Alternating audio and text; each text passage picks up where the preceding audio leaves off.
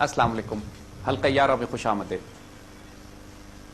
ہو صداقت کے لیے جس دل میں مرنے کی تڑپ، پہلے اپنے پیکرے خاکی میں جاں پیدا کرے کہ یہ خدائے زندہ زندوں کا خدا ہے.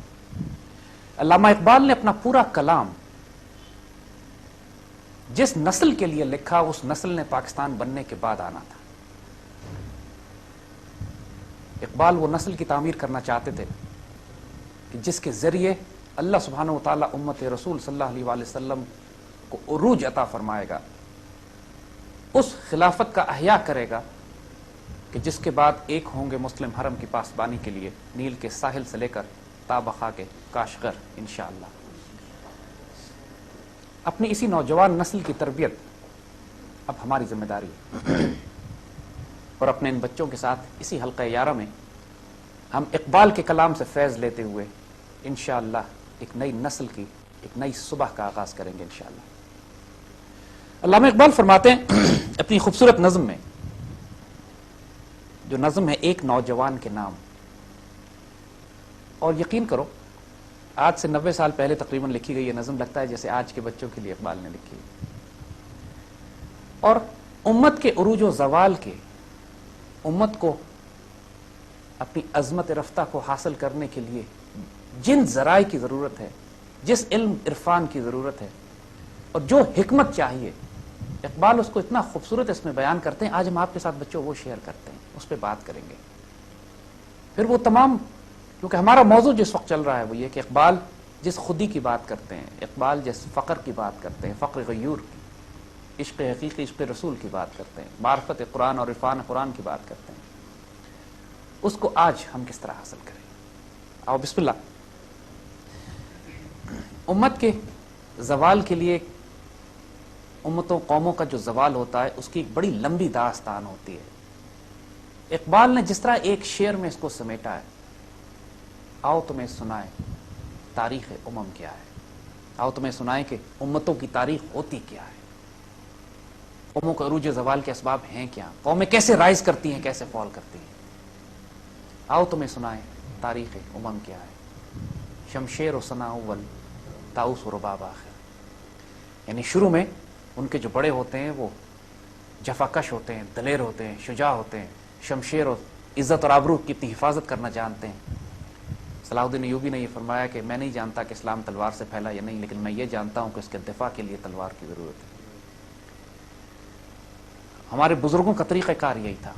ان کے پاس دیکھو تو پھٹے پرانے کپڑے تھے، ان کی تلواریں مضبوط نہیں تھیں، ان کے پاس سپلائی لائنز نہیں ہوا کرتی تھی، لیکن وہ جانباز دستے جب قافلہ حجاز نکلا تھا، حجاز سے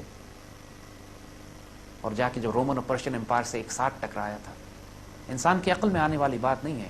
جس پر اقبال نے کہا کہ وہ غازی وہ تیرے پراسرار بندے جنہیں تو نے بخشا تھا ذوق خدائی. وہ خدائی ذوق رکھنے والے لوگ تھے، قہاری بھی تھے، غفاری بھی تھے، قدوسی بھی تھے، جبروت بھی تھے. ان کا آپس میں ہوتے تھے تو حلقہ 11 تو بریشم کی طرح نرم، اور رزم و حق و باطل فولاد ہوتے تھے. ان کے بارے میں کسی نے کہا کہ رہبان باللیل و فرسان بالنہار تھے. وہ رات کو لگتا تھا راہب ہے، دیکھو دنیا سے کام ہی کوئی نہیں، ساری ساری رات کھڑے ہو کے صرف عبادت کر رہے ہیں، جیسے دنیا سے واسطہ تعلق کوئی نہیں. اور دن میں فرسان باللیل، دن میں دیکھو تو فرسان بالنہار، دن میں دیکھو تو لگے کہ صرف پشت، گھوڑے کی پشت پہ ہی زندگی گزرتی ہے. امت رسول صلی اللہ علیہ وآلہ وسلم میں جب بھی میرے بچوں کبھی عظمت اور عروج ہم نے حاصل کیا ہے، وہ جفاکشی سے، جرأت سے، دلیری سے، شجاعت سے. آؤ تمہیں سنائیں تاریخ امم کیا ہے. شمشیر و ثنا اول طاؤس و رباب آخر. آخری دور میں ناچ گانے کی محفلیں، موسیقی، فنون لطیفہ، آخری دور کے اندر تناسانیاں، عیاشیاں، فزیکل کمفرٹس، لگژریز. اللہ کے بندے جب معاشرے کا یہ حال دیکھتے ہیں نا تو ان کو معلوم ہوتا ہے کہ یہ قوم کے زوال کا وقت آ گیا ہے. اور جب نوجوانوں کو یہ دیکھتے ہیں کہ نوجوان اب جفاکشی سے، جرأت سے، ٹف رف زندگی گزارنے کے عادی ہو گئے. کسی یہودی نے کوئی سٹیٹمنٹ دیا تھا کہیں کہ جس دن فجر کی نماز میں اتنے مسلمان ہوں گے جتنے جمعے کی نماز میں ہوتے ہیں، اس دن سے مسلمانوں کا عروج شروع ہو جائے گا. تو اقبال نے اسی سارے مسلمان معاشرے کی جو تصویر کھینچی ہے، جو ہماری اپنی تصویر ہے. لیکن وہ اس لیے ہمیں طنز کے لیے نہیں ہے، ایک ہدایت دینے کے لیے، ایک سکھانے کے لیے کہ تم نے اگر عروج کا سفر حاصل کرنا ہے تو اس کے پری ریکویسٹس کیا ہے۔ بابر بادشاہ جب فرغانہ ویلی سے نکالا گیا، اس کو وہاں سے مار کے نکالا گیا تھا، اس کی زمین پہ، اس کی حکومت پہ قبضہ کر لیا گیا تھا۔ بابر خود ایک وہاں کے بادشاہ کا بیٹا تھا، اپنے کچھ سپاہیوں کے ساتھ، اپنی تھوڑی سی فوج کے ساتھ وہاں سے نکلا، افغانستان آیا، اور اس نے سوچا کہ ہندوستان چلتے ہیں، وہاں شاید پناہ مل جائے گا۔ تو ہندوستان کے راستے میں افغانستان میں رات کے وقت ایک وادی میں پھنس جاتے ہیں اور شدید برف باری شروع ہو جاتی ہے، اور اس برف باری کے نتیجے میں خطرہ ہوتا ہے کہ پوری فوج اب برف میں ہی تباہ ہو جائے گی۔ تو اس کے سپاہی اپنے بادشاہ کو بچانے کے لیے، بابر کو بچانے کے لیے ایک پہاڑ میں غار چھوٹا سا تلاش کرتے ہیں، اور اس کے اندر آگ جلاتے ہیں، اس میں پردہ ڈالتے ہیں اور کہتے ہیں کہ بادشاہ آپ یہاں پہ بابر آرام کیجئے اور ہم تکلیف اٹھا لیں گے، لیکن آپ کو سکون ہونا چاہیے۔ تو بابر نے اس وقت تاریخی جملہ کہا تھا، ہما یارا دوزخ ہما یارا جنت، میں دوستوں کے ساتھ دوزخ میں رہوں گا، دوستوں کے ساتھ جنت میں رہوں گا۔ اور ساری رات کھلے آسمان کے نیچے اس نے برف میں گزاری، گھوڑے کی ننگی پیٹھ پہ سفر کرتے تھے وہ، آسانیاں، عیاشیاں، آرام۔ نتیجہ یہ تھا کہ پھر آ کے انہوں نے وہ سلطنت، خود نکالا گیا اپنی سلطنت سے، اور آ کے ہندوستان میں ایک سلطنت ایسی قائم کی جو کئی سو سال۔ اور مغلوں کا آخری دور کیا تھا؟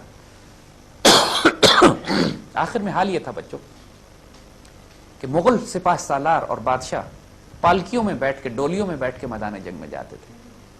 حال یہ ہو گیا تھا کہ صرف مردوں کی فوجوں کے بجائے ہجڑوں کی فوجیں بنائی گئی تھیں۔ یعنی جب یہ المیہ پہنچ جائے تو پھر انگریزوں کا مقابلہ کون کرے گا، پھر مرہٹوں کا مقابلہ کون کرے گا، پھر تو زوال آنا ہی آنا تھا، پھر تو تباہی آنی تھی۔ یہ تو آنی جانی چیز ہے، یہ تو قدرت کا قانون ہے، جو بھی دنیا کی تقاضے پورے کرے گا۔ آج کی دنیا میں جس قوم نے ظاہری طور پہ دنیا میں ترقی کی ہے، محنت سے کی ہے، جان مار کے کی ہے۔ چائنیز کو دیکھو، جب ماؤ زے تونگ نے 1000 میل کا جو لانگ مارچ ان کا ہے، پیدل سفر کیا انہوں نے پورے چین میں، ایک جگہ سے دوسری جگہ، انقلاب برپا کیا، اور چینیوں کا حال یہ تھا کہ 18 گھنٹے بغیر تنخواہ کام کرتے تھے، پوری قوم کا یہ عالم تھا۔ اور آج دیکھو ہمارے بعد آزاد ہوئے ہیں، اور آج دنیا کی اتنی بڑی اکنامک ملٹری سپر پاور بن چکے ہیں کہ اب امریکہ نظر آ رہا ہے کہ آنے والے چند سالوں کے اندر اس دنیا کی سپر پاور چین ہوگا۔ اقبال قوموں کے عروج زوال میں جب نوجوان مخاطب کرتے ہیں تو یہی پیغام دیتے ہیں، فرماتے تیرے صوفے ہیں افرنگی، تیرے قالین ہیں ایرانی۔ تمہارے جو صوفے ہیں وہ یورپ سے آئے، تمہارے قالین ایران کے ہیں۔ لہو مجھ کو رلاتی ہے جوانوں کی تن آسانی، میں خون کے آنسو روتا ہوں یہ دیکھ کر میرے نوجوان کتنی آسائش آرام طلب ہو گئے۔ یہ آج سے 90 سال پہلے کی بات ہے۔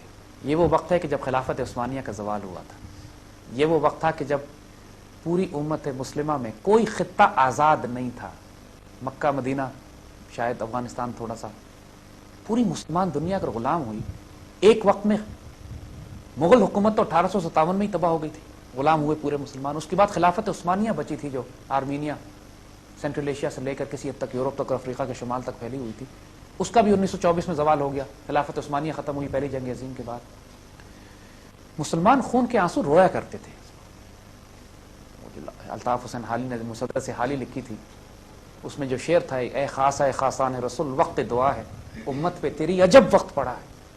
عجیب وقت آ گیا، تصور سے باہر تھا مسلمانوں کے لیے کہ کوئی وقت ہم ایسا بھی دیکھیں گے کہ مسلمان دنیا میں کوئی خطہ آزاد نہیں ہوگا۔ ہم ذلت اور رسوائی کی ایسی حدود پار کر جائیں گے کہ مسلمان ایک لارنس آف عربیہ نکلے گا وہاں سے اور پورے عرب قبائل میں بغاوت کروا دے گا خلافت عثمانیہ کے خلاف، اور عرب مسلمان ترک مسلمانوں کا خون بہائیں گے، ذبح کریں گے۔ خانہ کعبہ کے پردوں میں ترک مسلمانوں کو گولیاں مار کے شہید کیا گیا۔ ایسا المیہ بھی پھر ہم نے دیکھا۔ کعبہ تو ہر دور میں امن کی اور مسجد حرام کہلاتا ہے، وہاں مسلمانوں کا خون بہا۔ جنرل ایلن بھائی جارڈن جاتا ہے اور جا کے جارڈن میں بغاوت برپا کراتا ہے، پورا وہ علاقہ مسلمانوں کے ہاتھ سے نکال دیتا ہے۔ ایک ایک کافر نکلتا تھا اپنی جگہ سے، مسلمانوں کے سلطنت کے تختے الٹتا چلا جاتا۔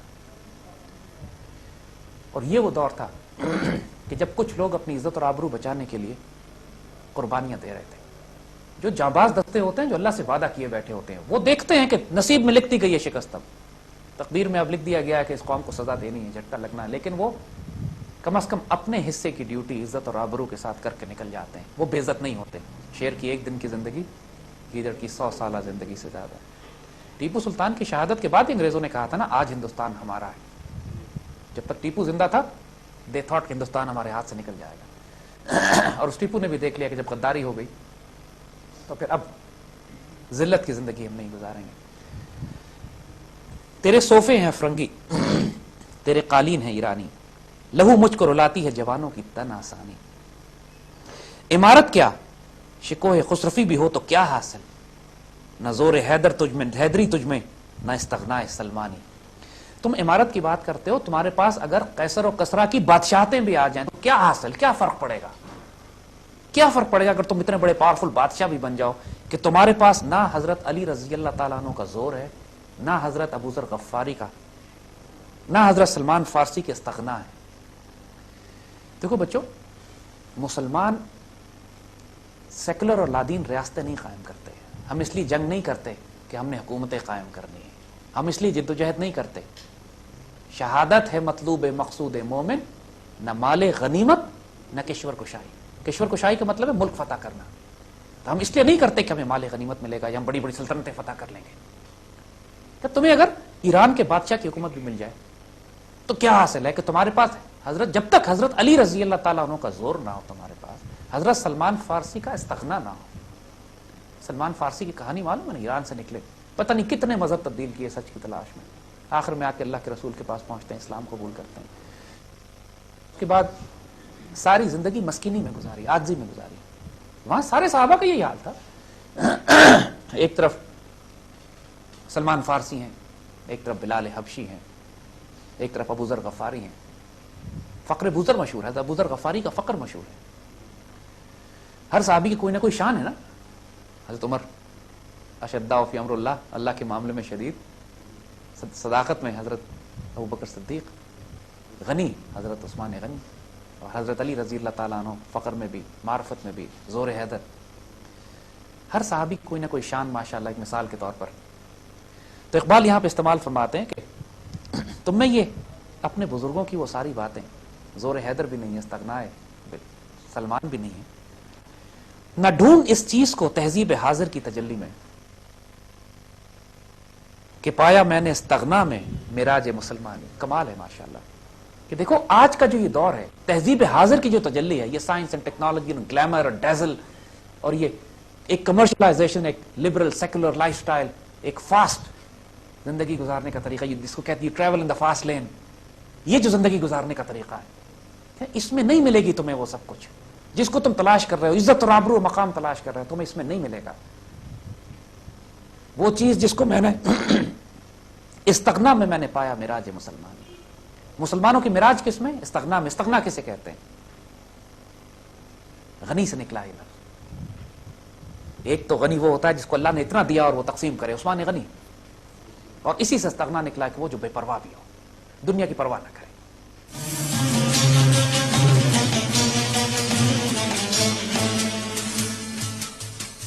میرے آقا صلی اللہ علیہ وسلم نے جو خاص حکم فرمایا مسلمانوں کو، اس کا مفہوم ہے یہ کہ بہت زیادہ جاگیریں اور جائیدادیں نہ بناؤ ورنہ تم اس دنیا کے ہو کے رہ جاؤ گے.